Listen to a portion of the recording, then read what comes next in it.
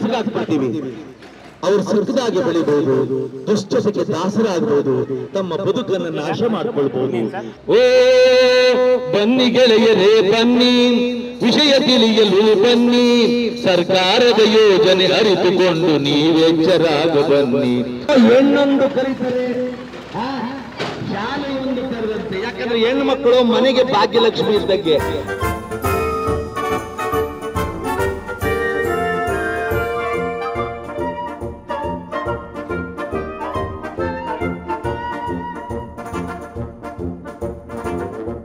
ಗೊಂಬೆ ಆಟನ ನೋಡಿದ್ರಲ್ವಾ?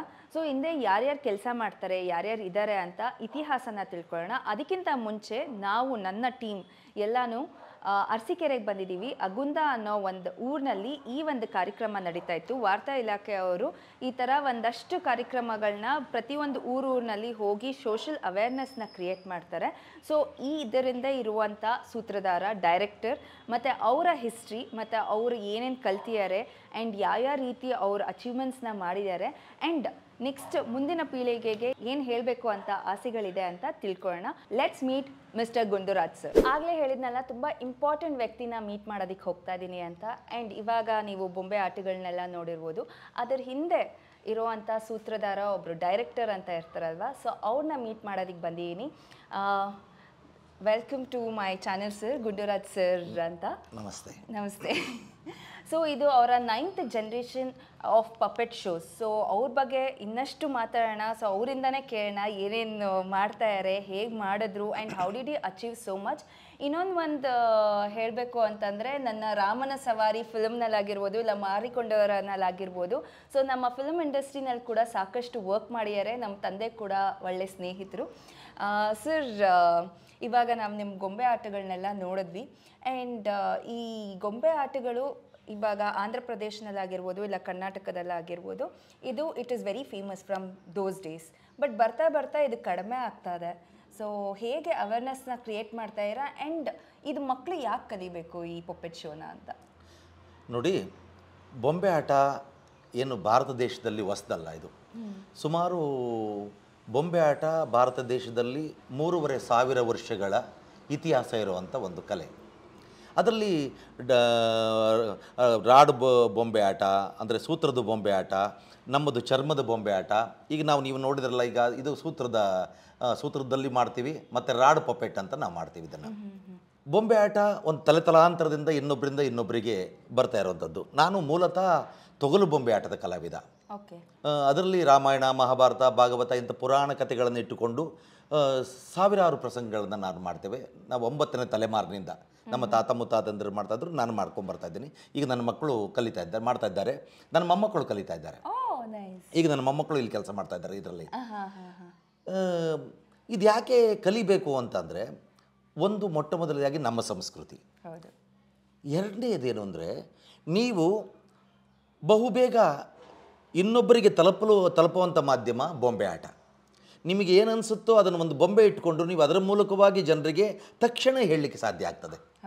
ಅದರಲ್ಲಿಯೂ ಜೊತೆಗಿನ್ನೊಂದು ಏನು ಅಂದರೆ, ನೀವು ಮಕ್ಕಳಿಗೆ ಬಾಲ್ಯದಿಂದಲೇ ಮಕ್ಕಳಿಗೆ ಬೊಂಬೆಗಳೇ ಇಷ್ಟ. ಯಾವುದೇ ಒಂದು ತಿಂಡಿ ಇಟ್ಟಿದ್ರು ಅದರ ಪಕ್ಕದಲ್ಲಿ ಒಂದು ಬೊಂಬೆ ಇಟ್ಟರೆ ತಿಂಡಿ ಬಿಟ್ಟು ಮತ್ತೆ ಮಗು ಬೊಂಬೆ ಹೊತ್ಕೊಂಡು ಹೋಗ್ತದೆ. ಯಾಕೆ ಅಂದರೆ, ನಾವು ಆ ಬೊಂಬೆಯಲ್ಲಿ ನಮ್ಮನ್ನು ತಾಧ್ಯಾತ್ಮ ಭಾವನ ನೋಡ್ಬೋದು. ನಿಮ್ಮ ಎಲ್ಲ ನೋವು, ನಲಿವು, ದುಃಖ, ದುಮ್ಮಾನ ಇವೆಲ್ಲವನ್ನೂ ಕೂಡ ನೇರವಾಗಿ ಇನ್ನೊಬ್ಬರಿಗೆ ತಲುಪಿಸಬೇಕು ಅಂದರೆ ನಿಮಗೆ ಹೇಳಲಿಕ್ಕೆ ಮುಜುಗರ ಆದರೆ ಬೊಂಬೆಯ ಮೂಲಕ ನೀವು ಅದನ್ನು ಹೇಳ್ಬೋದು. ಈ ಕಾರಣಕ್ಕೋಸ್ಕರ ಬೊಂಬೆ ಆಟ ಚಾಲ್ತಿ ಬಂತು. ಆಮೇಲೆ ಇನ್ನೊಂದು ಏನು ಅಂತಂದರೆ, ಬಹಳ ಹಿಂದೆ ನಾವು ದೇವಾನುದೇವತೆಗಳ ವೇಷವನ್ನು ಮನುಷ್ಯ ಹಾಕಬಾರ್ದಾಗಿತ್ತು. ಆದ್ದರಿಂದ ಒಂದು ಬೊಂಬೆಗಳ ಮೂಲಕವಾಗಿ ದೇವರ ಚಿತ್ರಣವನ್ನು ಜನರಿಗೆ ತಿಳಿಸುವಂಥದ್ದು ಒಂದು ಕೆಲಸವನ್ನು ಮಾಡ್ತಾಯಿದ್ರು. ಈ ರೀತಿ ಬೊಂಬೆ ಆಟ ಎಲ್ಲ ದೇಶದಲ್ಲೂ ಇದೆ, ಎಲ್ಲ ಕಾಲಗಳಲ್ಲಿ. ಈಗ ನಾನು ಸುಮಾರು ಅನೇಕ ದೇಶಗಳಲ್ಲಿ ಬೊಂಬೆ ಆಟವನ್ನು ಮಾಡಿದ್ದೇನೆ. ಜೊತೆಗೆ ನಾನು ಯೂನಿಮಾ ಅಂತ ಒಂದು ಸಂಸ್ಥೆ ಇದೆ ವಿಶ್ವ ಮಟ್ಟದಲ್ಲಿ, ಯೂನಿಮಾ ಪಪೆಟಿಯರ್ ಟ್ರಸ್ಟ್ ಅಂತ ಹೇಳಿ. ಅದರಲ್ಲಿ ಎಲ್ಲ ದೇಶದ ಬೊಂಬೆ ಆಟಗಳ ಸಂಘಗಳನ್ನು ಒಂದು ಫ್ರಾನ್ಸ್ನಲ್ಲಿ ಶಾರ್ಲವಿಲ್ಲೆನಲ್ಲಿ ಅದರ ಹೆಡ್ ಆಫೀಸ್ ಇದೆ. ಅದು ಭಾರತದಲ್ಲಿ ಅದರ ಬ್ರಾಂಚ್ ಇದೆ. ಆ ಬ್ರಾಂಚಿಗೆ ಅಧ್ಯಕ್ಷ ನಾನು. ಇವು ನಿಮ್ಮ ಪಪೆಟಿಯರ್ ಟ್ರಸ್ಟ್ಗೆ ಅಧ್ಯಕ್ಷ ನಾನಾಗಿದ್ದೀನಿ ಈಗ 5 ವರ್ಷಗಳಿಂದ. ಇದೇನು ಮಾಡ್ತದಂದರೆ ಎಲ್ಲ ರೀತಿಯ ಬೊಂಬೆಗಳನ್ನು ಒಂದು ಕಡೆ ಸೇರಿಸಿ ಅವೆಲ್ಲವನ್ನೂ ಸಮ್ಮಿಲಿತ ಮಾಡಿ ಒಂದು ಕಡೆ ಶೋ ಮಾಡಲಿಕ್ಕೆ ಸಾಧ್ಯ ಆಗ್ತದಾ? ಮಾಡಿದಾಗ ಅದರ ಮೇಲೆ ಜನರ ಮೇಲೆ ಏನು ಪರಿಣಾಮ ಆಗ್ತದೆ? ಇಂಥದ್ದಿಟ್ಕೊಂಡು ಅದರಲ್ಲಿ ಹೊಸ ಹೊಸ ಆವಿಷ್ಕಾರಗಳನ್ನು ಮಾಡ್ತಾ ಹೋಗ್ಬೋದು ನಾವು. ಹೀಗೆ ಅದರಲ್ಲಿ ಒಂದು ದೊಡ್ಡ ಒಂದು ಕಾರ್ಯ ಪ್ರಗತಿಯಲ್ಲಿ ನಡೀತಾ ಇದೆ. ಅದರಲ್ಲೂ ನಮ್ಮ ಕರ್ನಾಟಕದಲ್ಲಿ ಬೊಂಬೆ ಆಟಕ್ಕೆ ತುಂಬ ಪ್ರಾಧಾನ್ಯತೆ ಇತ್ತು. ತೊಗಲು ಬೊಂಬೆ ಆಟದೇನಿತ್ತು ಅಂತಂದರೆ ಯಾರಾದರೂ ತೀರ್ಕೊಂಡು ಹೋದ್ರು ಅಂದರೆ ತಿಥಿನಲ್ಲಿ ಹೋಗಿ ಅಲ್ಲಿ ಬೊಂಬೆ ಆಟವನ್ನು ಮಾಡೋದು, ಬೆಳಗಿನ ತನಕ ಮಾಡುವಂಥದ್ದು. ಯಾರ ಮೇಲೆಲ್ಲರೂ ಮಗುನ ನಾಮಕರಣ ಆಗಿದೆ, ಮಗು ಹುಟ್ಟಿದೆ, ಅಲ್ಲಿ ಒಂದು ಕಥೆಯನ್ನು ಮಾಡೋದು, ಪುರಾಣದ ಕಥೆಯನ್ನು ಇಟ್ಕೊಂಡು. ಯಾರಾದರೂ ಹೊಸ ಮನೆ ಕಟ್ತಾ ಇದ್ದಾರೆ, ಆ ಮನೆಗೆ ಒಳ್ಳೇದಾಗಲಿ ಅಂತೇಳಿ ಆ ತಳಪಾಯವನ್ನು ಹಾಕ್ತಾರಲ್ಲ, ಆ ಫೌಂಡೇಶನ್ ಮೇಲೆ ಬೊಂಬೆ ಆಟ ಮಾಡೋದು. ಮತ್ತು ಗೃಹ ಪ್ರವೇಶ ಆಗಬೇಕು, ಗೃಹ ಪ್ರವೇಶದಲ್ಲಿ ಬೊಂಬೆ ಆಟ ಮಾಡೋದು. ಮದುವೆ ಮಾಡ್ತಾ ಇದ್ದಾರೆ, ಮದುವೆಯಲ್ಲಿ ಹಿಂದೆಲ್ಲ ಏನಾಗ್ತಿತ್ತು ಅಂದರೆ ಮದುವೆಯಲ್ಲಿ ತುಂಬ ಜನ ಬರ್ತಾ ಇದ್ರು, ಅವ್ರಿಗೆಲ್ಲ ಒದಕೆ ಹಾಸಿಗೆ ಕೊಡ್ಲಿಕ್ಕೆ ಸಾಧ್ಯ ಆಗ್ತಿರಲಿಲ್ಲ. ಬೆಳಗಾನ ಬೊಂಬೆ ಆಟವನ್ನು ಮಾಡೋದು ಕೂತ್ಕೊಂಡು ನೋಡೋರು. ಇವೆಲ್ಲ ಬೇರೆ ಬೇರೆ ಕಾರಣಗಳಿಂದ ಇಂಥ ಬೊಂಬೆ ಆಟ ಅನೂಚೂನವಾಗಿ ನಡ್ಕೊಂಡು ಬರ್ತಾ ಇತ್ತು. ಇವತ್ತೆಲ್ಲ ಮಾಧ್ಯಮಗಳು ಹೆಚ್ಚಾಗಿದೆ, TV ದೃಶ್ಯ ಮಾಧ್ಯಮಗಳು ಹೆಚ್ಚಾಗಿ ಬಂದಿರೋದ್ರಿಂದ ಜನರಿಗೆ ಅಷ್ಟು ಸಮಯ ಇಲ್ಲ. ಈಗ ಬೊಂಬೆ ಆಟ ಅಂದರೆ ರಾತ್ರಿ 9 ಗಂಟೆಗೆ ಪ್ರಾರಂಭ ಮಾಡಿದ್ರೆ ಬೆಳಗ್ಗೆ 6 ಗಂಟೆವರೆಗೂ ನಾವು ಮಾಡ್ತಾ ಇದ್ವಿ ಬೊಂಬೆ ಆಟವನ್ನು. ಈಗ ಒಂದು 2-3 ಗಂಟೆಗಳು ಸಮಯ ಕೊಡ್ಲಿಕ್ಕೆ ಸಾಧ್ಯ ಆಗ್ತಾ ಇಲ್ಲ. ಮತ್ತೆ ಏನಾಗಿ ಎಲ್ಲವನ್ನೂ ಕೂಡ ಮೊಬೈಲ್ನಲ್ಲಿ ನಾವು ನೋಡ್ತಾ ಇದ್ದೀವಿ. ನೋಡೋದಂದ್ರೆ ಅಲ್ಲೇ ನೋಡ್ಕೊಂಡ್ಬಿಟ್ಟು ಎಷ್ಟು ಬೇಕು ಅಷ್ಟು ನೋಡ್ಕೊಂಡು ಕಟ್ ಮಾಡ್ಕೊಂಡು ಇನ್ನೊಂದು ದಿವಸ ನಾವು ನೋಡ್ಬೋದು. ಈಗ ನೀವು ಮಾಧ್ಯಮದವರು ಇದನ್ನು ತಗೊಂಡು ಜನರಿಗೆ ಮುಟ್ಟಿಸ್ತಾ ಇದ್ದೀರಾ. ಹಾಗೆ ಕಲೆಗಳು ನಶಿಸಿ ಹೋಗ್ತಾ ಇದ್ದಾವೆ. ಅದ್ರ ಜೊತೆಗೆ ಇದಕ್ಕೆಲ್ಲ ಮಾಧ್ಯಮಗಳೇ ಮುಖ್ಯ ಕಾರಣ ಅಲ್ಲ, ಕಲಾವಿದನೂ ಕೂಡ ಕಾರಣನಾಗ್ತಾನೆ. ಯಾಕೆಂದರೆ ನಾವು ಜನರ ಅಭಿರುಚಿಗೆ ತಕ್ಕಂತೆ ಏನನ್ನು ಕೊಡಬೇಕು, ಅವ್ರಿಗೆ ಏನನ್ನು ತಲುಪಿಸ್ಬೇಕು ಅನ್ನೋ ಒಂದು ಜ್ಞಾನ ನಮ್ಮಲ್ಲಿ ಕಡಿಮೆ ಆಗಿರೋದ್ರಿಂದ ನಾವು ಏನನ್ನು ಕೊಡ್ಲಿಕ್ಕೆ ಸಾಧ್ಯ ಆಗ್ತಾ ಇಲ್ಲ ಅಂತ ನನಗನ್ನಿಸ್ತದೆ. ನಾವು ಅವರಿಗೆ ಬೇಕಾದನ್ನು ನಾವು ಕೊಟ್ಟರೆ, ನಾವು ಹಳ್ಳಿಗಳಲ್ಲಿ ಹೋಗಿ ನಾನು ಬೊಂಬೆ ಆಟ ಮಾಡ್ತಾ ಇದ್ದೀನಿ, ಜನಕ್ಕೆ ಬರ್ತಾರೆ, ನೋಡ್ತಾರೆ, ಕೇಳ್ತಾರೆ, ಸಂತೋಷ ಪಡ್ತಾರೆ. ಅದನ್ನು ನಾವು ಮುಟ್ಟಿಸ್ಲಿಕ್ಕೆ ನಾವು ಸಮರ್ಥರಾಗಿದ್ದೀವ, ಅದ್ರ ಮೇಲೆ ನಾವು ಡಿಪೆಂಡ್ ಆಗ್ತಾ ಇದೆ. ಬಟ್ ನಾನು ನೋಡಿದೆ ಇವಾಗ ನಿಮ್ಮ ಬೊಂಬೆ ಆಟನ. ಬಟ್ ಏನು ಅನಿಸ್ತು ಆಸ್ ಅನ್ ಆರ್ಟಿಸ್ಟ್ ಅಂತಂದರೆ, ಒಂದು ವಾಯ್ಸ್ ಮಾಡ್ಯುಲೇಷನ್ ತುಂಬಾ ಮುಖ್ಯ ಆಗುತ್ತೆ. ಆ್ಯಂಡ್ ನಿಮಗೆ ಆ ವಾಯ್ಸ್ ಆಗಿರ್ಬೋದು, ಆ ಭಾಷೆ ಮೇಲೆ ಹಿಡಿತಾ ಇದ್ರೆ, ಆ ಗೊಂಬೆಗಳು ಆಟ ಆಡ್ತಾ ಇರಾಗ ಆ ನಿಮ್ಮ ವಾಯ್ಸ್ ಮೇಲೆ ನಮಗೆ ಗಮನ ಇರುತ್ತೆ. ಸೊ ನಮ್ಮದೇ ಆದಂಥ ಒಂದು ಕಲ್ಪನೆಯಲ್ಲಿ ಇರ್ತೀವಿ. ಸೊ ನನಗೆ ಅದು ತುಂಬಾ ಇಷ್ಟ ಆಗಿದ್ದು ಗೊಂಬೆ ಆಟಗಳಲ್ಲಿ. ಆ್ಯಂಡ್ ಇನ್ನೊಂದು ನನಗೆ ತುಂಬ ಇಷ್ಟ ಆಗಿದೆ ಏನು ಅಂತಂದರೆ, ನೀವೆಲ್ಲ ಹೇಳಿದ್ರಿ, ಆ್ಯಂಡ್ ಒಂದು ಕಲೆನ ಇಟ್ಕೊಂಡು ಇಡೀ ಪ್ರಪಂಚನ ಸುತ್ತೀರ. ಸೊ ಹೇಗೆ ಇದೆಲ್ಲ ಸಾಧ್ಯ ಆಯಿತು ಅಂತ ನೋಡಿ. ನಾವು ಯಾವುದೇ ಒಂದು ಕ್ರಿಯಾಸಿದ್ಧಿ ಸತ್ವೇ ಭವತಿ ಮಾತನ್ನು ಉಪಕರಣೆ ಅಂತೀವಿ. ನೀವು ಕ್ರಿಯೆಯನ್ನು ಮಾಡಬೇಕಾದ್ರೆ, ಒಂದು ಕೆಲಸವನ್ನು ಮಾಡಬೇಕಾದ್ರೆ ಅದರಲ್ಲಿ ಶ್ರದ್ಧೆ, ಭಕ್ತಿ, ಪ್ರೀತಿ ಇವೆಲ್ಲವೂ ಇದ್ದಾಗ ಅದಕ್ಕೆ ತನ್ನೀಚೆಗೆ ತಾನೇ ಫಲ ಸಿಗ್ತದೆ.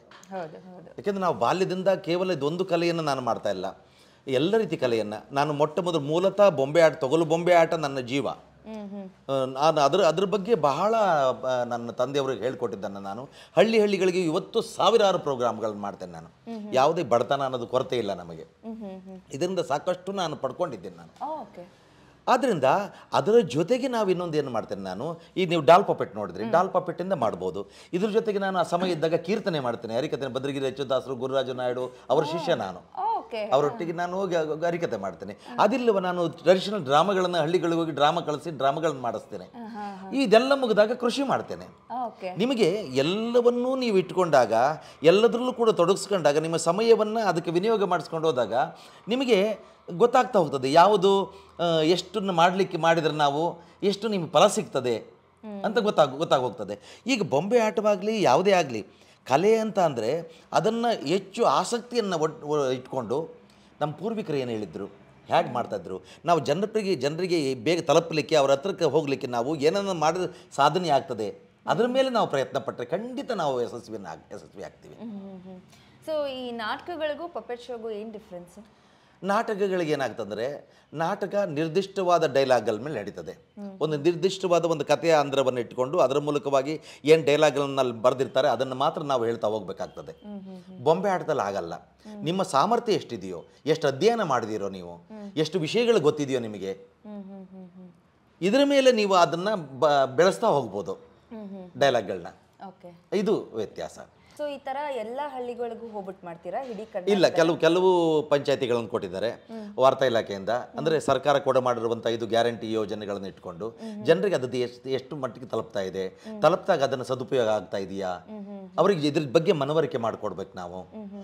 ಆ ಉದ್ದೇಶವನ್ನು ಇಟ್ಟುಕೊಂಡು 5 ಗ್ಯಾರಂಟಿ ಯೋಜನೆಗಳ ಜೊತೆಗೆ ಮತ್ತು ಪರಿಸರ ನೈರ್ಮಲ್ಯ, ಸ್ವಚ್ಛತೆ, ಆರೋಗ್ಯ, ವೈಯಕ್ತಿಕ ಸ್ವಚ್ಛತೆ ಇದೆಲ್ಲವನ್ನು ಇಟ್ಟುಕೊಂಡು ಒಂದು ಕಲಸು ಮೇಲೋಗರವನ್ನು ಮಾಡಿ ಅವರಿಗೆ ಉಣಬಡಿಸೋದು. Okay okay. ಸೊ ಸೋಷಿಯಲ್ ಅವೇರ್ನೆಸ್ನ ಕ್ರಿಯೇಟ್ ಮಾಡಿ ಕೊಡ್ತಾ ಇದ್ದೀರಾ ಜನರಿಗೆ. ಬಟ್ ಇದು ನಮ್ಮ ಕರ್ನಾಟಕ ಜನರು ಅಂದರೆ ನಮ್ಮ ಕರ್ನಾಟಕ ಮಕ್ಕಳು ಇದನ್ನು ಕಲಿತಾ ಇದ್ದಾರಾ? ಕಲಿತಾ ಇದ್ದಾರೆ. ನನ್ನದೇ ಒಂದು ಶಾಲೆ ಇದೆ ಹೂವಿನಹಳ್ಳಿ ಕಾವಲ್ನಲ್ಲಿ, ನನ್ನ ಊರಿನಲ್ಲಿ. ಅಂದರೆ ಬೇರೆ ಬೇರೆ ಮಕ್ಕಳುಗಳು, ಕೆಲವು ಶಾಲಾ ಮಕ್ಕಳುಗಳು ಅಲ್ಲಿ ಹೋಗಿ ನಾನು ಹೇಳ್ಕೊಡ್ತೀನಿ ಮಕ್ಕಳುಗಳಿಗೆ. ಆಮೇಲೆ ಏನಕ್ಕೆ ಮಕ್ಕಳು ಕಲೀಲಿಕ್ಕೆ ಕಷ್ಟ ಆಗ್ತದೆ ಅಂದರೆ ನೋಡಿ, ತೊಗಲು ಬೊಂಬೆ ಇದೆಯಲ್ಲ, ತುಂಬ ಸಂಕೀರ್ಣವಾದ ಕಲೆ. ಒಂದು ಮೊಟ್ಟ ಮೊದಲಿಗೆ ನಾವು ಚರ್ಮವನ್ನು ಹದ ಮಾಡಬೇಕಾಗ್ತದೆ. ಒಂದು ಹಸಿ ಚರ್ಮವನ್ನು ತಂದು ತುಂಬ ವಾಸನೆ ಬರ್ತಾ ಇರ್ತದೆ, ಅದನ್ನು ಚರ್ಮವನ್ನು ಮಾಡಿ ಪಾರದರ್ಶಕ ಮಾಡಿ ಅದನ್ನು ಟ್ರಾನ್ಸ್ಪರೆಂಟ್ ಮಾಡಬೇಕು, ಪ್ಲಾಸ್ಟಿಕ್ ಮಾಡಬೇಕು. ಪ್ಲಾಸ್ಟಿಕ್ ಮಾಡಿದ ನಂತರ ಅದರ ಮೇಲೆ ಚಿತ್ರವನ್ನು ಬಿಡಿಸಬೇಕು. ಒಬ್ಬ ಕಲಾವಿದ ಆಗಬೇಕು, ಚಿತ್ರಕಲಾವಿದ ಆದ ನಂತರ ಬೊಂಬೆ ತಯಾರಾಯಿತು.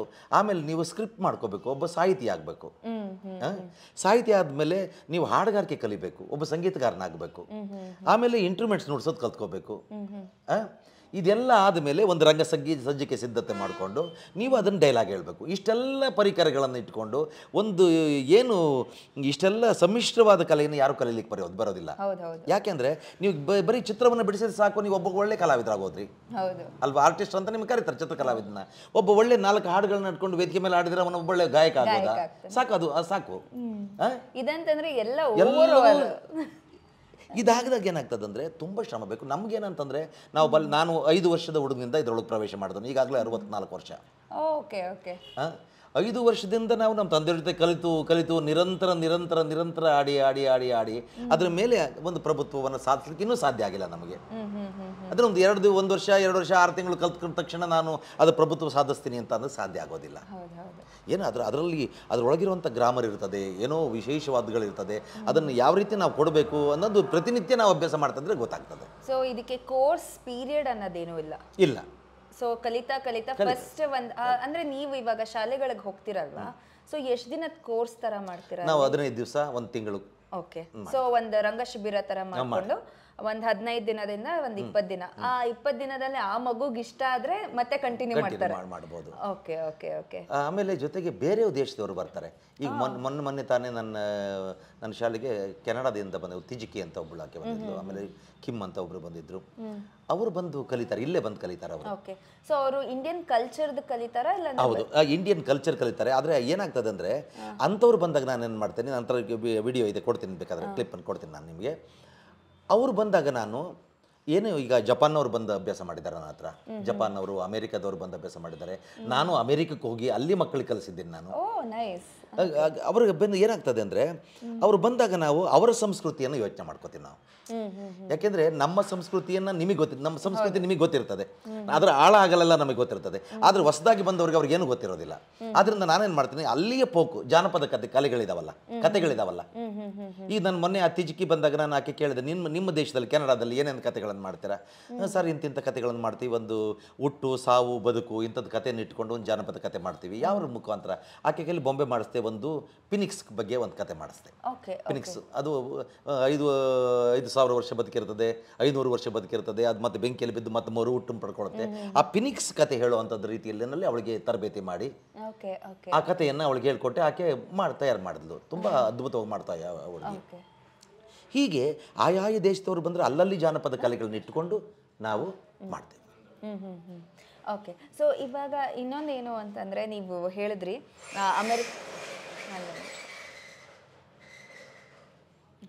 ಓಕೆ, ನೀವು ಇನ್ನೊಂದು ಹೇಳಿದ್ರಿ, ನಾನು US ಹೋಗಿದ್ದೆ, ಅಲ್ಲಿಗೆ ಕಳಿಸ್ಕೊಟ್ಟು. ಸೊ ಇಡೀ ಎಲ್ಲ ಊರೂರು ಸುತ್ತಾ ಇರ್ತೀರ, ಇಡೀ ದೇಶ ಮತ್ತು ಪ್ರಪಂಚ ಎಲ್ಲ ಸುತ್ತಾ ಇರ್ತೀರ. ಸೊ ನಿಮಗೆ ಆದಂಥ ಅವ್ರ ಕಡೆಯಿಂದ ಏನಾದರೂ ನೀವು ಕಲ್ತ್ಕೊಂಡಿದ್ದೀರಾ ಅಂತ? ಬೇಕಾದಷ್ಟು ಕಲ್ತ್ಕೊಂಡಿದ್ದೀವಿ. ಓಕೆ, ಬೇಕಾದಷ್ಟು ಕಲ್ತ್ಕೊಂಡಿದ್ದೀವಿ. ಯಾಕೆಂದರೆ ವಿಶ್ವದಲ್ಲಿ ನಾವೇನು ತಿಳ್ಕೊಳ್ತೀವಿ, ನಮ್ಮ ದೇಶನೇ ಗ್ರೇಟು ಅಂತ ಕಲ್ತ್ಕೊಳ್ತೀವಿ, ನಮ್ಮ ಊರೇ ನಮಗೆ ಗ್ರೇಟು ಅಂತ ನಾವು ಅಂದ್ಕೊಂಡಿರ್ತೀವಿ. ಆದರೆ ಪ್ರತಿಯೊಂದು ಊರಿನಲ್ಲೂ ಒಂದು ವಿಶೇಷತೆ ಇರ್ತದೆ, ಪ್ರತಿಯೊಂದು ದೇಶದಲ್ಲೂ ತನ್ನದೇ ಆದ ಒಂದು ವಿಶೇಷತೆ ಇರ್ತದೆ.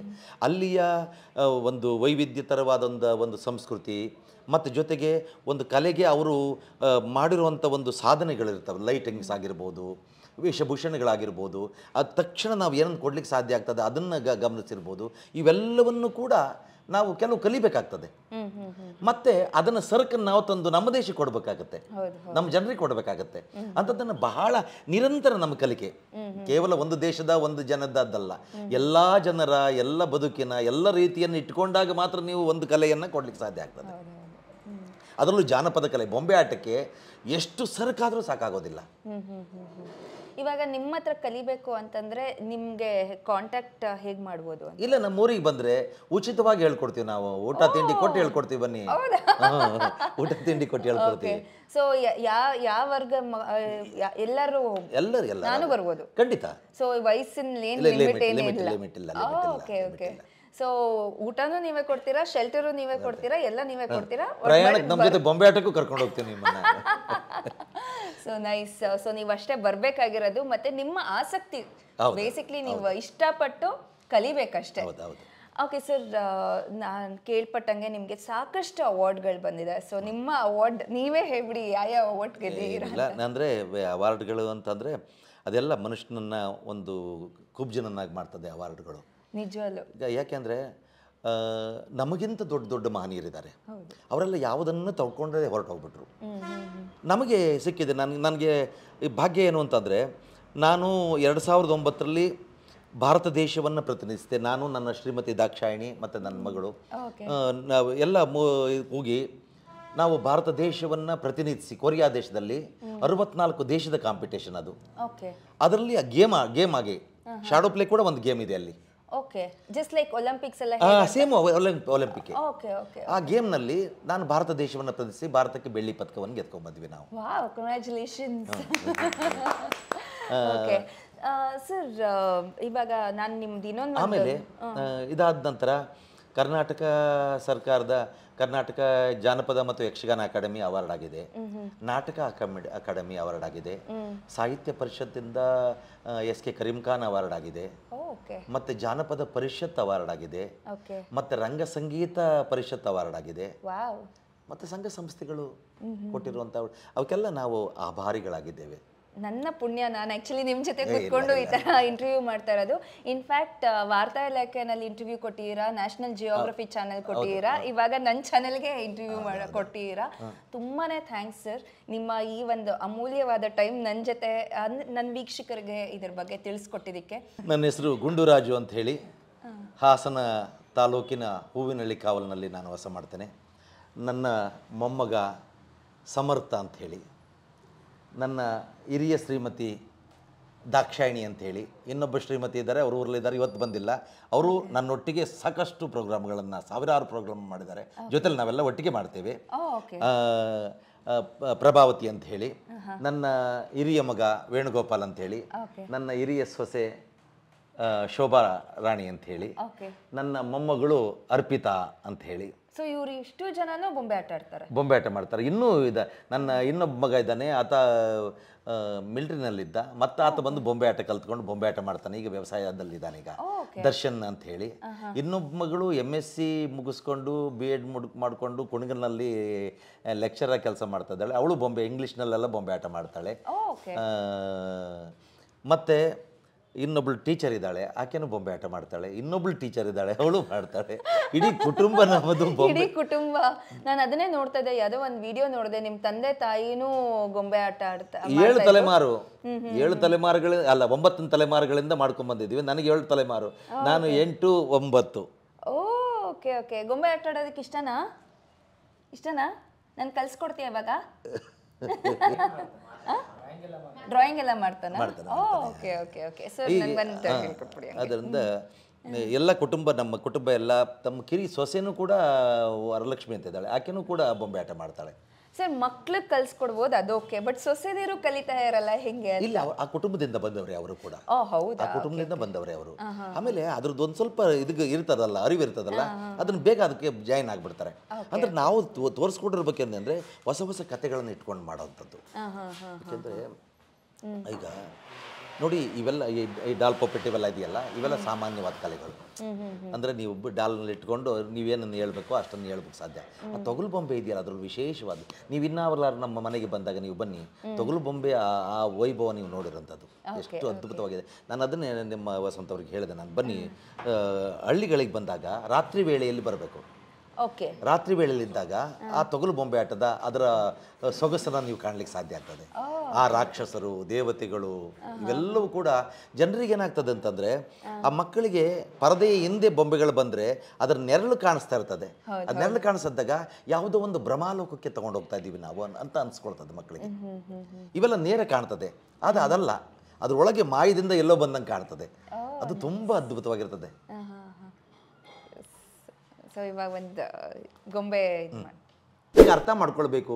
ನಾವು ಯಾವುದೇ ವಿಷಯವನ್ನು ನಾವು ಅರ್ಥ ಮಾಡ್ಕೊಳ್ಳೋದಲ್ಲೇ ಈ ರೀತಿ ಮಾಡಿದಾಗ ನಾವು ಅದರಿಂದ ಅನಾರೋಗ್ಯಕ್ಕೆ ಗುರಿ ಆಗ್ತೀವಿ. ದಯಮಾಡಿ ಅರ್ಥ ಮಾಡ್ಕೊಳ್ಳಿ. ನೀವು ಬರಬೇಕು, ನಮ್ಮ ಆಶಾ ಕಾರ್ಯಕರ್ತರನ್ನು ಕೇಳಿ, ನಮ್ಮ ಆರೋಗ್ಯ ಕಾರ್ಯಕರ್ತರನ್ನು ಕೇಳಿ, ಅವರಿಂದ ಸರಿಯಾದ ಮಾಹಿತಿ ಸಿಗೋದು ನನ್ನ ಹತ್ರ ಬನ್ನಿ. ನಮಸ್ಕಾರ. ನಾನು ಡಾಕ್ಟರ್. ನೈಸ್. ಸೊ ಈ ರೀತಿ ನಿಮ್ಮ ಕಲೆನ ತೋರಿಸ್ತೀರಾ. ಆ್ಯಂಡ್ ನನಗೆ ಇನ್ನೊಂದೇನು ಅಂತಂದರೆ ನಿಮ್ಮ ವಾಯ್ಸ್ ಮಾತ್ರ ಕಾಣಿಸುತ್ತೆ, ಬಟ್ ಇವ್ರ ಮುಖ ಇರುತ್ತೆ. ಸೊ ನಿಮ್ಮ ಯಾವತ್ತೂ ನಿಮಗೆ ಫಿಲಮ್ನಲ್ಲಿ ಮಾಡಬೇಕು ಇಲ್ಲ ಅಂತಂದರೆ ಪರ್ದೆ ಮುಂದೆ ಇರಬೇಕು ಅಂತ ಅನಿಸ್ಲಿಲ್ವಾ? ಇಲ್ಲ, ಮಾಡಿದ್ದೀನಿ ನಾನು. ಸುಮಾರು ಹಿಂದೆ ಚಂದನ ಚಾನಲಲ್ಲಿದ್ದಾಗ ಧಾರಾವಾಹಿಗಳಲ್ಲಿ ಸರ್ಕಾರದ ಕಿರುಚಿತ್ರಗಳಲ್ಲಿ ಅಂಬೇಡ್ಕರ್ ಆಗಿರ್ಬೋದು, ಮತ್ತು ಪರಿವರ್ತನೆ, ಹೀಗೆ ಬೇರೆ ಬೇರೆ ಕಿರುಚಿತ್ರಗಳಲ್ಲಿ ನಾನು ಮಾಡ್ತಾಯಿದ್ದೆ. ನನ್ನ ತುಂಬ ಆತ್ಮೀಯ ಗೆಳೆಯರು ಅಮರ್ದೇವ್ ಅಂತ ಹೇಳಿ, ಅಮರನಾರಾಯಣ್ ಅಂತ ವಾರ್ತಾ ಇಲಾಖೆಯಲ್ಲಿದ್ದರು, ಈಗ ದೊಡ್ಡ ನಿರ್ದೇಶಕರು ಕೂಡ ಅವರು. ಅವ್ರದ್ದು ಒಂದು ಚಾನಲ್ ಇದೆ. ಆಮೇಲೆ ಶಿವರುದ್ರೇನವರು, ಇವರೆಲ್ಲ ಅವ್ರ ಜೊತೆನಲ್ಲೆಲ್ಲ ನಾನು ಸಾಕಷ್ಟು ಬೀದಿ ನಾಟಕಗಳನ್ನು ಕರ್ನಾಟಕ ರಾಜ್ಯಾದ್ಯಂತ ಮತ್ತು ಬೇರೆ ಬೇರೆ ರಾಜ್ಯಗಳಲ್ಲಿ ಮಾಡಿದ್ದೇನೆ ಬೀದಿ ನಾಟಕಗಳಲ್ಲಿ. ಅದಾದ ನಂತರ ನಾನು ಅವರ ಏನು ಸೀರಿಯಲ್ಗಳು ಮಾಡ್ತಾಯಿದ್ರು, ಧಾರಾವಾಹಿಗಳು ಮಾಡ್ತಾಯಿದ್ರು, ಅದರಲ್ಲೂ ಪಾತ್ರ ಮಾಡ್ತಾಯಿದ್ದೆ. ಮತ್ತು ಅವರು ಸಿನಿಮಾ ಮಾಡಿದಾಗ ಆ ಸಿನಿಮಾಗಳಲ್ಲಿ ಈಗ ಶಿವರುದ್ರನ್ ಅವ್ರದ್ದು ಮಾರಿಕೊಂಡವರು ಅದರಲ್ಲಿ ಮಾಡಿದ್ದೇನೆ. ಆಮೇಲೆ ರಾಮನ ಸವಾರಿನಲ್ಲಿ ನಾನು ಗಾಡಿ ಓಡಿಸ್ತಾ ಇದ್ದೇನೆ, ರಾಮನ ಸವಾರಿ ಮಾಡಿದೆ. ಆಮೇಲೆ ಈಗ ಅವ್ರದ್ದೊಂದು ಇನ್ನೊಂದು ಸಿಗ್ನಲ್ ಮ್ಯಾನ್ ಅಂತೇಳಿ, ಅದರಲ್ಲಿ ಆ ಸಿಗ್ನಲ್ ಮ್ಯಾನ್ನಲ್ಲಿ ತುಂಬ ದೊಡ್ಡ ಗೊಂಬೆ ಆಟವನ್ನು ನಾನು ಮಾಡಿದ್ದೇನೆ ಅದರಲ್ಲಿ. Okay okay okay okay. So all the best sir. Thank you. So ಇನ್ನೂ ಒಳ್ಳೇದಾಗಲಿ, ಇನ್ನೂ ನಿಮ್ಮ ಹೆಸರು ಎಲ್ಲ ಮನೆಯವರೆಗೂ ಗೊತ್ತಾಗಲಿ ಅಂತ ಕೇಳ್ಕೊತಾ ಇದ್ದೀನಿ. And thank you so much. ಧನ್ಯವಾದಗಳು. ಧನ್ಯವಾದಗಳು. ಐ ಹೋಪ್ ನಿಮಗೆ ಈ ವ್ಲಾಗ್ ಇಷ್ಟ ಆಗಿದೆ ಗೊತ್ತಿದೆಯಲ್ವ ಏನು ಮಾಡಬೇಕು ಅಂತ. Like, share, subscribe.